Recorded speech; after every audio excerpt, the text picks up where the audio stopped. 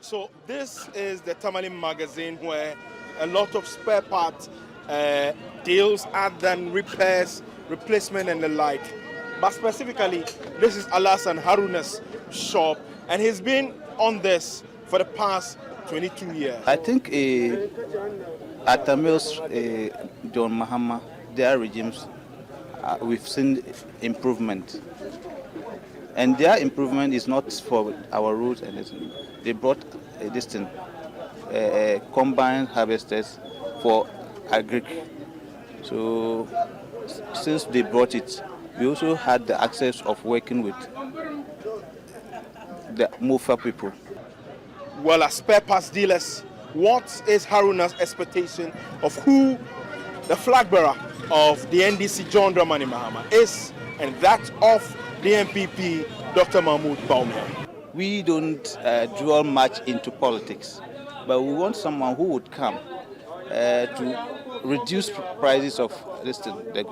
Sometimes this is what is giving us trouble, because if the prices of our goods is down, we can also benefit from this thing.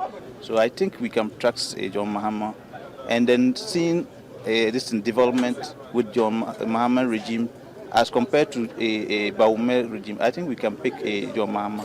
For the people in the Tamale metropolis, trust is key.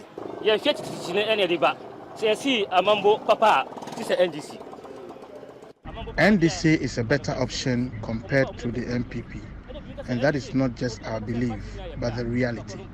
When NDC is in government, we see developments. Reason we believe John Mahama will win the election over Bawumia. John Mahama, whilst ending his northern regional tour, has been incensed. This thing they keep saying, Mahama left a mess, we came and repaired your mess. Before I left office, the IMF said that Ghana's economy was going to grow by 8%. And it grew by 8% and more. I set up the Ghana Investment Infrastructure Fund, the Ghana Infrastructure Investment Fund. And I put $270 million seed money in that fund. Today, that's what you are using to build your Agenda 111 hospitals. So how can I have left you a mess? They are good at propaganda. And so they just keep repeating something, oh, we came and met your mess, we came and met your mess. And so that propaganda must stop once and for all. It is you, by your mismanagement, your clueless finance minister, and your clueless head of economic management team, who now wants to run away from economic issues to become the champion of digitalization. It is they who have created this mess.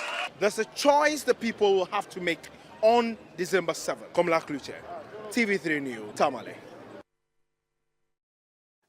And the man monitoring events for us on the tour is Komlan Kluche himself, one of our lead political correspondents right here at 3 News, and he's joining us live. So, Komlan, currently tell us, what's the itinerary like? Well, John Mahama is done for the northern region. He ended late last night with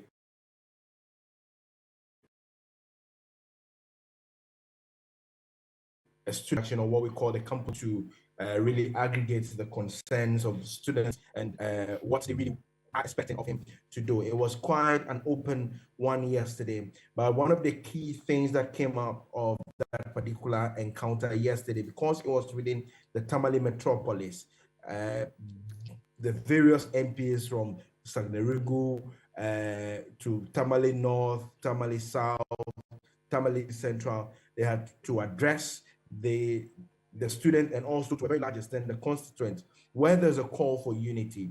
There's some, so to speak, some underlying tension here and there amongst the top brass of the NDC in the region. However, Haruna Idrisu, speaking 3 days ago in Bushegu, said it's over. But yesterday it was still pushed through hard so that they are able to come together and work for the common goal of securing the mandate of the people. But the students in their call, for instance, the issue of their licensure exams, for both nursing and then also the teacher trainees. It was a topical one. John Mahama assured them that he is not against licensure, but it is the mode. In fact, he's saying that it's not something that the students will have to go through again if it secures the mandate of the people. It's not as though it would be an entirely split out one, but it would be incorporated into another form. However, before they even get to that stage, there's a need for a broader stakeholder consultation. The issue about the free SHS became a topical one, where he's assuring them that within the first few months of his administration, I mean, so to speak, a town hall meeting will be called, and everybody, right from even the students to the headmasters to the bursars, everybody would speak, including even officers of the Ghana Education Service and then that of the Ministry of Education. You would be as candid as it is you say it. And he has dubbed it the new independence of the Ghanaian teacher, where whatever grievances it is that you have, you will be allowed to say it, and nobody would suffer the consequences thereof after they have spoken.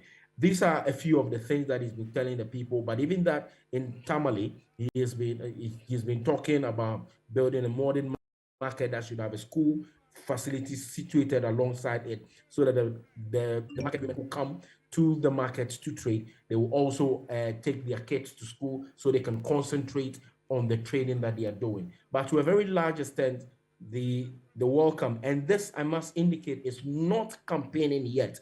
It's only the Building Ghana tour where he's seeking opinion on what should be incorporated into the People's Manifesto. And most of all these views that the people express or want of him, they are carefully recorded by his staff or his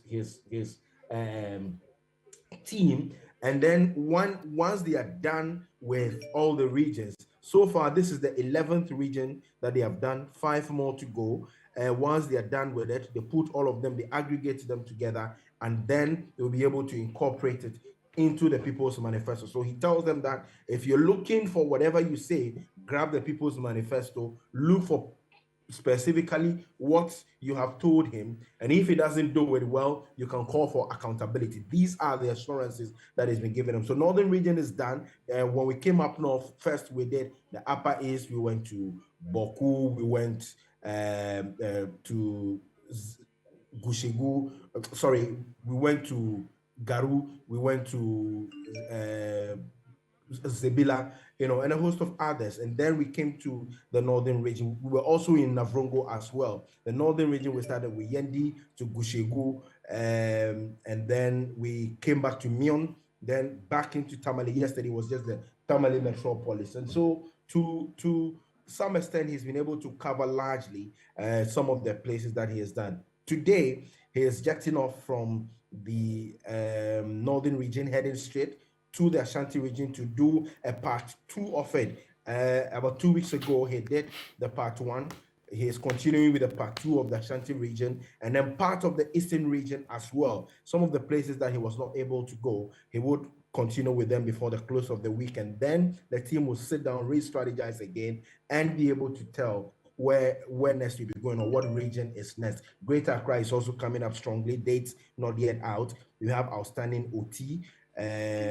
Savannah region, his own region, is yet to be done, and all that. So it's quite a tall order for him. He needs to do all of this. And mind you, he indicated that the issue about the running mate will be put to rest after February. So all of this is the pressure that's on him to be able to put them together and get to the ground running. But it does appear that a lot of the places that he goes to, there's that identification by the people, and they really want to see and hear much more. The clamor for him to come to power, well, it's quite relevant as it's seen on the clips that we show and all that. If it's anything to go by, well, he has some level of work to do also to convince the people. But yesterday was one day that we saw him. I don't want to say that he was visibly angry, but for once we have seen him going frontal on the task that has been put on him, that he left a mess in 2016 when he superintended over the economy. It's one thing that he said he's really not paid so much attention to, but it appears that they've drummed home that kind of propaganda in his own words, and he says it cannot be true. It's never true, and he gave instances as to what he left. If those were the things that they call a mess, in the words of John Mahama, it clearly cannot be the case. Okay, so what does it mean then? Does it mean that the tone of the messaging from John Dramani Mahama is going to be more direct and frontal, because he was very blunt yesterday? From the handlers, what we get is that his focus is actually not to even be frontal one, because on the Building Ghana tour is predominantly seeking the opinions of the people, but he's a politician, we can understand. And if issues emerge, topical issues, trending issues, he responds to them as and when he is briefed and he gets some understanding of it. But on the campaign, I have realized that he equally responds to the demands of the people. Sometimes the people come and they ask some of the questions that demands some answers, which kind of leads him to become the frontal one. Okay. But I get a sense, and from the post-train and also the comment of the General Secretary of the party, Fifi Kwete, who is on the trip currently, he is advising, or he is making a plea to John Mahama to, as a matter of urgency, really ignore going frontal with his main opponent, who is the current VP, Dr. Mahmoud Bawumia, that he should leave it to the executives of the party so that they can handle him. It's not surprising the tone with which Fifi Kwete has been speaking, quite boldly on who Dr. Bawumia is. Some of the words quite harsh, some we cannot repeat here, but the essence of the Building Ghana tour, according to the handlers and him, John Mahama, is not to be frontal, in the comments that he makes, but receiving the suggestions of the people and how he can incorporate them into one document dubbed the People's Manifesto. All right. Now, before we call it a close, maybe 2 or 3 more questions. What have been some of the pivotal sectorial points or concerns that you seem to have observed to be the main issues that the individuals or the citizenry or the voters that he's been meeting, they've been raising regarding the governance of the country? If you take on the whole, the issue of the 24-hour economy is something that is swarmed everybody. Everybody's saying, wherever you go, you will see. If you take about 5 people, you will find about 3 or 4 of them, adorned in the 24-hour economy T-shirt. So the issue of the 24-hour economy is catched up with quite a good number of them. Some do need a lot of explanation as well, but it does appear that is the most topical thing that is catched up with them. And they say if he's able to get it done, well, it would mean that they would be going the extra mile to work. And when you work, you've got to earn money. If you earn money, that money keeps or stays in the pocket of your own economy improves. And so it's something that they identify with. The other issue also has to do with the economy. And, once also they think that the 24-hour economy is something that becomes successful, it trickles down also to the performance of the economy, which in itself, largely would affect everybody, whichever way, shape, or form. But if you look at the concerns of labor, for instance, conditions of service, the teachers, their conditions of service, nurses, the same conditions of service, the students, it had to do with the allowances that they promised them.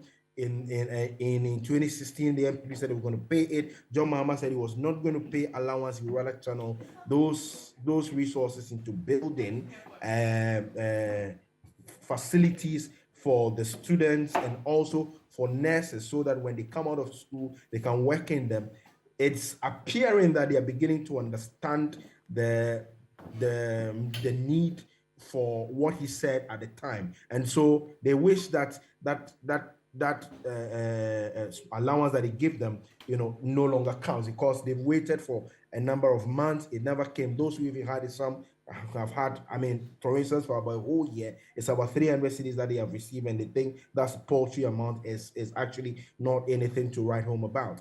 And if you also look at market women, for instance, they are looking at access to the market, or how they'll be able to have access to credit facilities and all that. And even in meeting the CBADA's Association of Indigenous Businesses, they raise some of these concerns as to how they'll be able to get credit facilities to transact business, which in turn would trickle down, positively affecting their children. These are some of the concerns that the people raise. But when it comes to infrastructure, it's largely also one of the things that the people are looking for. Water, roads, electricity, not too much, but it's come up in one or two instances.